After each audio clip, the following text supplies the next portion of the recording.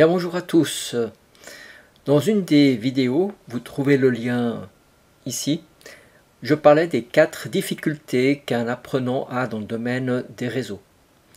Les 3 derniers ont déjà été faits, il reste maintenant la dernière qui est liée au masque de sous-réseau.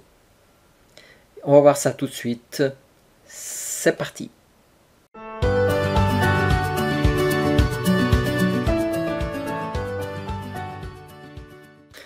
Où est-elle cette problématique? Beaucoup d'étudiants ne connaissent pas le but exact du netmask. On sait qu'on met des valeurs un peu habituelles et la complexité, c'est plutôt quand on fait des sous-réseaux. C'est pour ça que je vais faire 2 vidéos. Cette première, elle sert simplement à aplanir, à rendre les choses très simples. Et cet aspect de sous-réseau, subnetting, on le verra dans une deuxième vidéo. De quoi parle-t-on exactement? Donc, quand on donne une configuration IP sur une carte réseau, une carte Ethernet, on doit bien sûr indiquer l'adresse IP et ce fameux masque de sous-réseau. Donc, on va parler de cette valeur.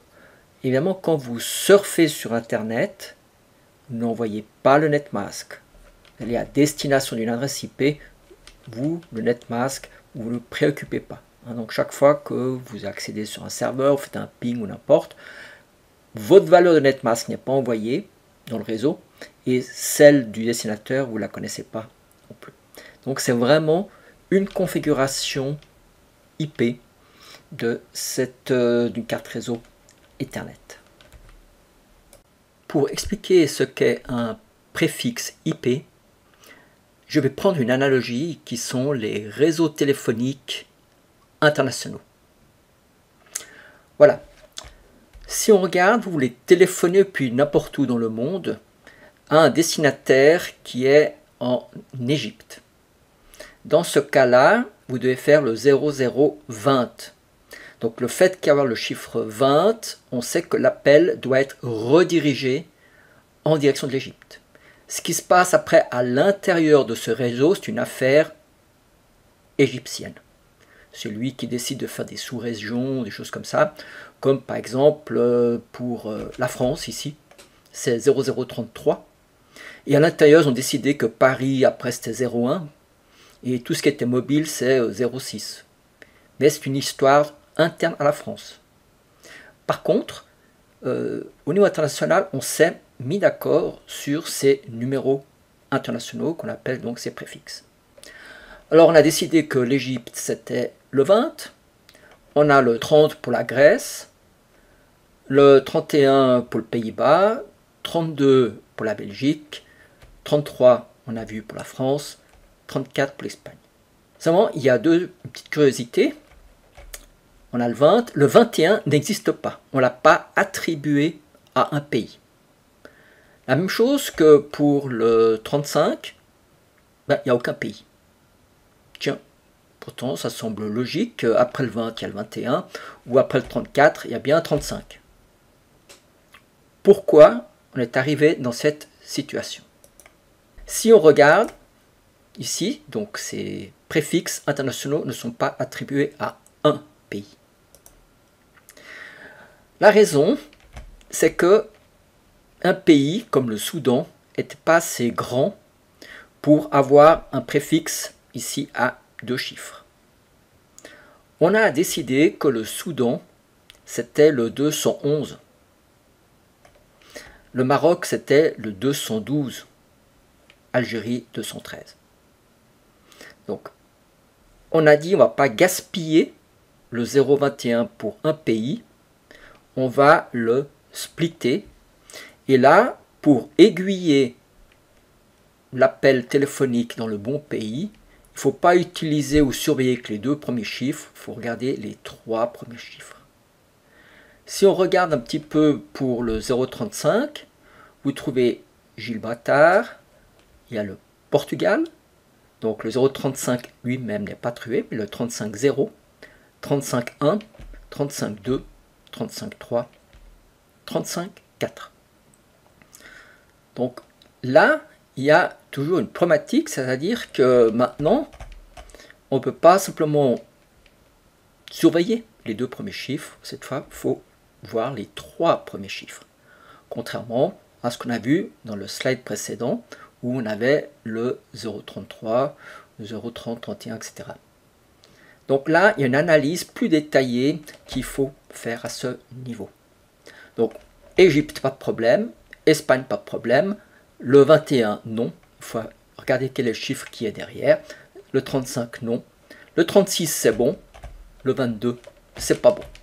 Donc là, on s'est mis autour d'une table et on a regardé comment on peut faire et comment on sait s'il faut utiliser ou surveiller les deux premiers chiffres ou s'il faut surveiller les 3, voire 4, mais 4, il n'y a pas, dans les tabelles internationales. Donc, ici, 34, c'est l'Espagne.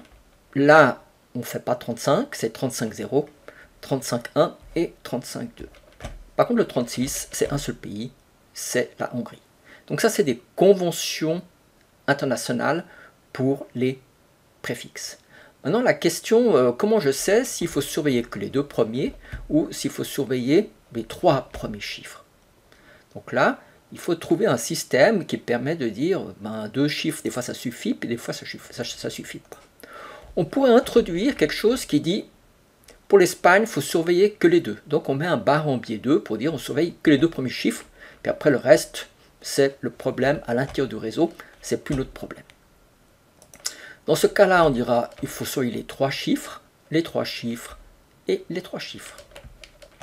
Donc quelque part, il ne suffit pas simplement d'écrire comme ça, on devrait rajouter cette forme d'écriture qui dit le nombre de chiffres qui est surveillé. Si par exemple on l'avait fait ici un 351.1.1, 351.2.2, on aurait pu ici dire qu'il faut surveiller 4 chiffres si ça va par exemple dans un autre pays. Maintenant, comment on peut faire une analogie avec ces préfixes internationaux par rapport au réseau IP? Alors au réseau IP, on a le numéro, c'est comme le préfixe pour la France 0033 ici. Et après ça c'est interne au pays. Et on a décidé que tout ce qui commence par 1 jusqu'à 127 pour être précis, mais le 127 n'est pas directement un préfixe utilisable vu qu'il y a le localhost qui est le 127.0.0.1. Donc chaque fois que ça commence entre 1 et 127, on sait que ça c'est la partie réseau, puis derrière c'est vraiment l'adresse IP qu'on attribue à un ordinateur. Donc le vert préfixe, le rouge c'est le numéro qu'on attribue comme le numéro de téléphone. Alors bien sûr, vous pouvez bien imaginer que celui-là où il y a le 0033, le 000 ici n'est pas un numéro de téléphone ou n'est pas une adresse IP. Donc la première qu'on peut utiliser c'est le 1 ici. Regardons de plus près la syntaxe. Alors sur ce slide, vous voyez ici donc le chiffre qui est l'identificateur de réseau. Dans l'exemple ici, c'est le 1. Et c'est pas parce qu'il y a un chiffre qu'on va mettre ici le /1. N'oubliez pas qu'une adresse IP est codée sur 32 bits, donc 8 bits, 8 bits, 8 bits, 8 bits, 8 x 4, 32. Et si on zoome sur ce premier caractère, eh ben, on a ici nos fameux 8. On a pour la classe A, ça doit être impérativement ici le bit de poids fort égal à 0 pour avoir la classe A. Donc c'est-à-dire qu'il faut qu'il n'y ait jamais 128 ou plus. Donc ça va de 1 à 127, mais par la pratique de 1 à 126. Alors comme la partie réseau, ici, ça fait 1, 2, 3, 4, 5, 6, 7, 8. Donc comme il y a ici, si on zoome, cette partie verte fait ici sur une longueur de 8, on met barre en biais 8. La même chose par analogie, donc 127 on dit que c'est pas bon, 126 c'est en ordre, et ça fait toujours une longueur, donc cette partie-là, ces 8 bits. Ces 8 bits là par contre sont de couleur rouge Là, c'est de couleur verte. Donc ici, verte, j'ai ici zoomé ici, puis j'ai mis ici en bleu.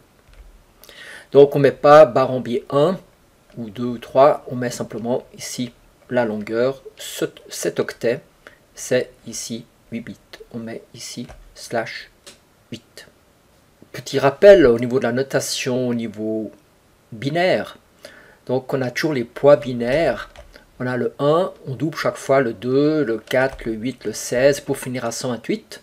Et si on additionne 128 plus 64 plus 32 plus 16 plus 8 plus 4 plus 2 plus 1, on a un total ici de 255. C'est ici le chiffre le maximum qu'on peut écrire. Donc on ne peut pas écrire de chiffre 300 par exemple. C'est entre 0 et 255 parce qu'on a 2 puissance 8 cases, 2 puissance 8 bits. On a 256 possibilités donc de chiffre 0 à 255. Donc de 0 à 255, si je mets tout à 1, c'est ici 255. Si maintenant nous sommes dans la classe B, eh ben, on a dû déterminer qu'on va pour l'identificateur de réseau ou l'identifiant 2 chiffres. C'est-à-dire qu'il ne peut pas y avoir un groupe de réseau, c'est 128. Et puis 3 fois rouge ici, non, c'est 128 soit 0, 128 1, etc. jusqu'à 128 255. Donc obligatoirement, dans la désignation d'une classe B, on a toujours ces identifications de réseau, comme on a vu pour la téléphonie internationale, donc avec le 033. Puis dès que c'est le 35, eh ben, en réalité il n'y a pas de 35, c'est 350, 351, etc. Donc ici, du moment que la partie verte ici fait 8 bits plus 8, on écrit barre en biais 16. Pour avoir une classe B, il faut donc au minimum que le bit de poids fort qu'on a vu tout à l'heure soit égal ici. Il ne faut pas y aller à 0, il faut égal à 1. Donc chaque fois qu'il y a 1, on sait c'est plus une classe A qui est ici à disposition. La valeur maximum ici, c'est 191. Donc il existe un réseau 128.1, 128.2, 128.3, toujours /16. C'est le netmask par défaut, la valeur ici verte. On voit à chaque fois qu'il faut un 1. Ben avant il y avait un 0, donc chaque fois qu'ici on commence par moins que 128, on est en classe A. Donc ça veut dire qu'il n'y a qu'un seul chiffre qu'on bloque. Si maintenant on a ici 128, mais impérativement ici 0, et ben on va jusqu'à 191. Donc le groupe de réseau de classe B, vous avez ici 191, quand tout à 1, 255, et la partie rouge, c'est pour mettre les adresses IP. Donc on verra en nombre de combinaisons combien on peut avoir dans le rouge. Donc ça, c'est la classe B. Maintenant, on a encore une autre classe qui est la classe C. Et la classe C, ça va de 192 0, 0. Il ne peut pas y avoir une classe 192 tout court, ni 192 0 tout court. C'est 0, 0, donc en gros, on bloque ici 8 plus 8 plus 8, 24. Et les adresses IP sont là derrière. La première 0 n'utilise pas, la première c'est de 1. Jusqu'à le maximum qu'on peut écrire, c'est 255. Mais 255 c'est aussi quelque chose de spécial, on reviendra dessus. Un autre groupe de réseau, c'est 192, 0. Le prochain, c'est 1, 2, 3, 4, jusqu'à ici 255. Quand on est arrivé à 192, 0, 255, on peut faire du 192, 1, 0. Simplement. Donc il y en a beaucoup, mais par contre, le nombre d'adresses ou de combinaisons qui restent ici est faible. Ben, on peut juste calculer. C'est 8 bits, donc 2 puissance 8. Ça fait 256 possibilités, moins 2. Le 0 l'indique, c'est pas un numéro comme un numéro de téléphone. Puis le 255, c'est un peu spécial.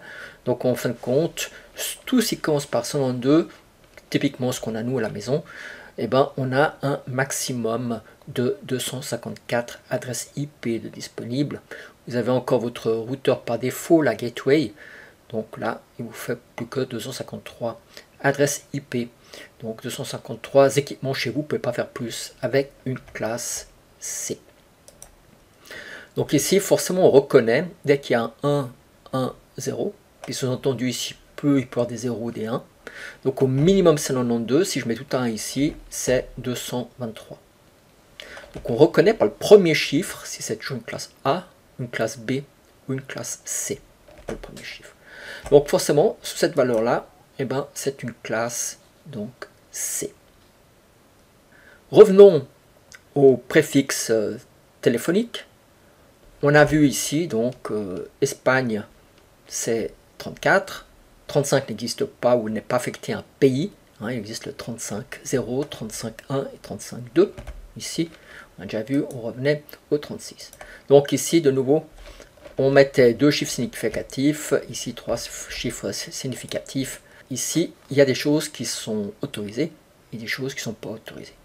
Alors le 20, ben, par analogie, cette fois, on a dit qu'ici, on ne met pas 2 chiffres.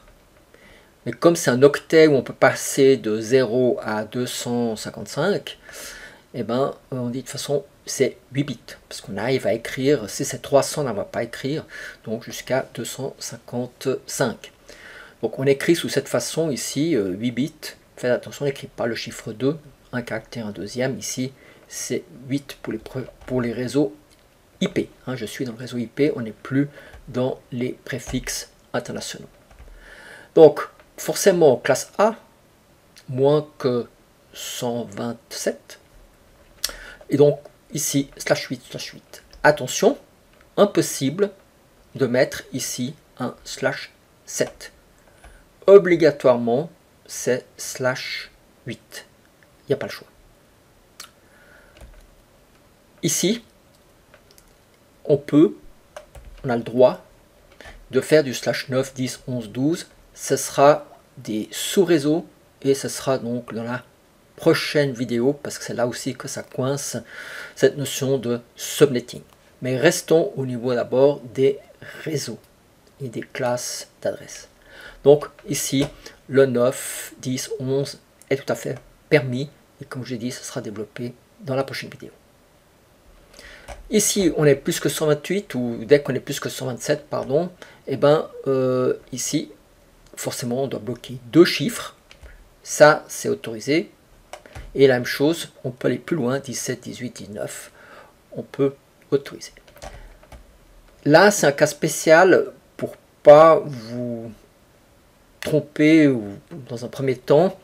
Je simplifie et j'ai dit que le minimum c'est 16 ou plus, mais 15 c'est interdit. Alors il existe des situations, peut-être je mettrai encore d'autres vidéos, mais je ne veux pas vous emmêler les choses. Et bien, partie du principe dans un premier temps que c'est interdit. Mais on peut faire des regroupements de classes, mais partez de ce principe ici. Donc le reste c'est des exceptions. J'essaie d'abord faire les règles, puis après on verra. Là nous sommes en classe C, et C on doit bloquer 3 chiffres. Là ça ne joue pas, donc interdit. Là il y a 2 chiffres, il faut bloquer les 3 premiers, donc interdit. Ici 23, ben non, c'est 8 plus 8 plus 8, c'est 24, donc interdit. Et ici 24, 25, c'est autorisé. Donc, voilà comment, au niveau IP, on fait les préfixes. Regardons maintenant la notation dans le cas d'une configuration IP d'une carte réseau. Je mets ici une adresse que j'ai choisie au hasard, 192.1.2 et ici 43. C'est une classe C, donc on bloque les 3 chiffres et ça c'est l'adresse IP, c'est le 43e IP dans le bloc ici. Nous avons ici ce trait vert qui fait une certaine longueur, donc on a bien le chiffre ici 192, on a le chiffre 1, on a le chiffre 2 et là le 43. Maintenant il faut déterminer cette couleur verte, en gros combien j'ai de cases vertes. Alors, à la filée, on avait dit 8 plus 8, donc ça fait 24. Pour indiquer la longueur de ce trait vert, on met des 1. Donc, il faut qu'il y ait un total de 24. 1, 1, 2, 3, 4, 5, 6, 7, 8. On recommence. 16, 24. Donc 24 est la longueur de ce trait vert. Sous-entendu, ici, il en reste 8 de couleur rouge. Alors, on a 24 séquences consécutives de 1. Et si on garde cette valeur, tout à 1, ça fait 255. Toute cette valeur, 255. Cette valeur, 255. Et la longueur du trait rouge, ici, est symbolisée par des zéros. Donc le net mask sera 255, 255, 255, 0. 0, c'est la longueur du trait rouge. Et ces trois-là, c'est la longueur du net mask. Nous avons notre adresse IP qu'on veut mettre sur une carte réseau. Comme le slash 24 pour dire 8 plus 8 plus 8 n'est pas accepté dans la configuration, petite parenthèse, en IP version 6, on écrit toujours sous cette forme-là, on n'écrit plus sous la forme qui est imposée dans la configuration IP d'une carte réseau. Donc on va écrire 192, 1, 2, 43, c'est ce qui est à cet endroit-là. Et le net mask ici, eh ben, c'est 255, 255, 255, 0. Voici comment on fait cette config IP et donc le net mask qui va avec. Donc, je résume ici. Nous avons la partie réseau qui est plus ou moins longue si c'est une classe A, une classe B, une classe C. Une classe A, c'est au minimum 8 1 qui se suivent, la longueur du trait vert. Comme une adresse IP est codée sur 32 bits, la partie rouge, qui est la partie purement IP à l'intérieur du réseau, forcément fait 24. Donc on a un total ici 2 puissance 24. Par contre, je vous ai dit, tout à 0 au niveau IP et tout à 1 est interdit. C'est pour ça qu'il y a le moins 2. Ce qui fait environ 16 millions d'adresses IP dans le réseau. Donc le 1, le 2, le 3, 127, bon, parlons de 126, ce serait mieux ici. Si maintenant nous sommes dans une classe B, on a vu que la partie, par exemple, network, c'est un 128.0. Donc la longueur du trait vert ici, c'est 8 bits plus 8 bits, c'est le fameux slash 16. Et il reste 16 bits pour le nombre d'ordinateurs, adresse IP. Donc 2 puissance 16 moins 2, ça fait 65 534 adresses IP disponibles dans un réseau de classe B. Si on regarde la classe C, j'ai déjà fait une allusion. On a ici slash 24, donc 24 bits qui se suivent ici. La partie haut, il en reste plus que 8, 2 puissance 8, 256 moins les 2, 254. En résumé, ce que vous devez retenir, il existe 3 classes, classe A, B, C. Dans la classe A, 16 millions d'ordinateurs dans une classe. Dans une classe B, dans un Network ID, 65 534. Et la classe C, 254. Donc, très gros réseau, petit réseau.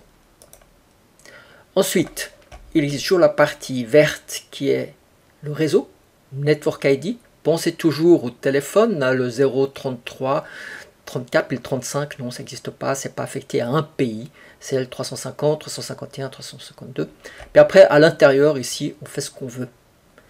D'ailleurs, quand vous achetez une classe d'adresse, vous n'avez jamais acheté une adresse IP. Si vous en avez une, c'est de votre opérateur, de votre fournisseur d'accès Internet qui vous vend une de ces adresses à lui. Ici, une adresse IP, on verra aussi adresse publique et adresse privée. C'est un petit détail dans une autre vidéo.